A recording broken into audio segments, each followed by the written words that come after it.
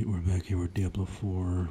Not really a blind tech video, just more of a Season 7 impressions and what's going on, right? So, the Season 7 theme, basically the headhunt zones, the whispers being buffed, like all this type of stuff. How is it faring? Well, the headhunt zones are fairly easy to find with your blind because they are read out loud on the map when you're highlighting the whispers or even the headhunt zone itself, like the hell tide marker. The actual whispers you have to do can be a little tricky. We can do the entangled, which is save the villagers who are tied up. We can do the purge rot, just kill things. Patrol, just kill things. Those ones are pretty easy. Scour, which is finding herbs and plants, can be a little tedious, right? The other ones where you're seeking the hidden like enemies or whatever, those ones can be a bit of a pain. The cleansing the wisp by killing enemies around the wisp is doable. A little irritating, but it's doable. And then the kill the big boss of the area. It's like 5 whispers or 5 room favors. That one's pretty straightforward to do, especially if you have people, because there's always, you can never like not run into someone at some point or another during one of these headhunt zones. There's always somebody in there. So generally, the actual main activity is you're buffing your whispers, and then you turn those whispers in. You get your rewards like normal, but the catch is your amount of whispers you get dictates like your obviously your XP and your loot, but it contributes to your season reputation board. And then on top of that, the reputation board helps get you more access to witch powers. These witch powers actually are very good. Like, these are very well, like, in my opinion, very well designed. None of them, I don't think any of them are truly like bad powers. Like, I'm sure like builds and like it allows for more customization, because you're not like, sure, some of them are like best in slot or whatever, but you at least have the options, right? If you don't want to go full optimal. But so the witch power system is pretty straightforward. You turn in your whispers to get your reputation track, and essentially you get, as you're killing things in the headhunt zone, you get these, what's it called? Rot, some rot. And you basically, you pick which powers you want, and you put them in a slot out of 5, so 1, 2, 3, 4, 5 from left to right. And then from there, those 5 powers, you can put more rot, or whatever it's called, into upgrading them. And this, helps, of course, the damage, utility, whatever, right?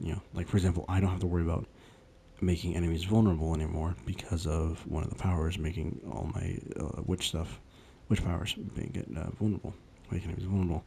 The other thing I'll give major credit to, I normally don't care at all about the season like storyline, right? But this one I actually remember. This one I was like, oh, like things are happening. Whoa, okay.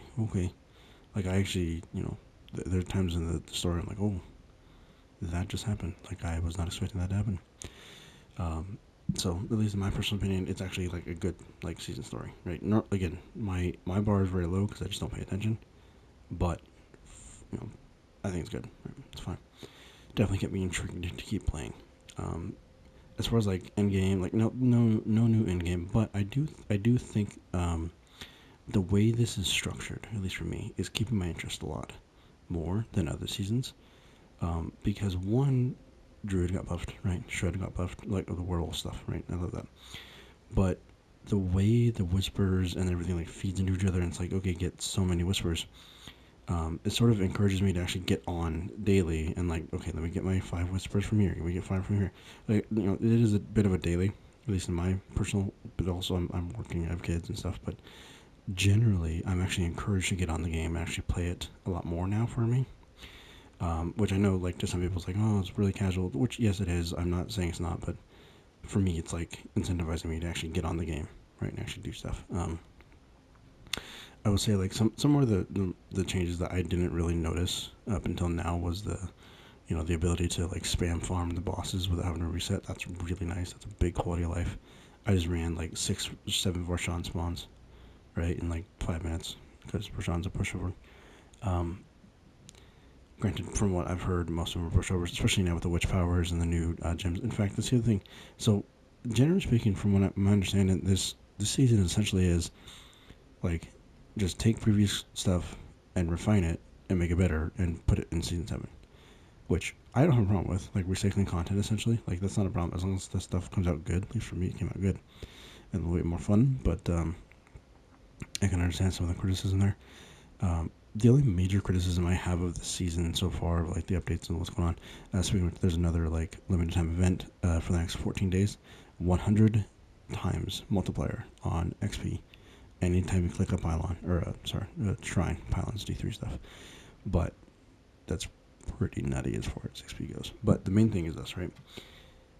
So for the longest time, I don't understand why this happens, but the PS5 version and the PS4 version of Diablo 4 function differently when it comes to the screen reader on the console trying to give you information, right?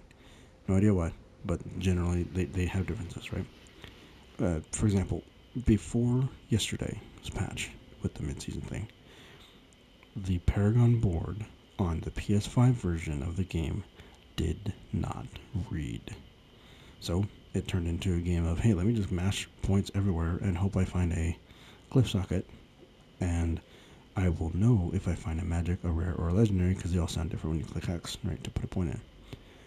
So that was irritating, but the map was still fine. The map wasn't broken, so I was like, all right, whatever, I'll just deal with it, right?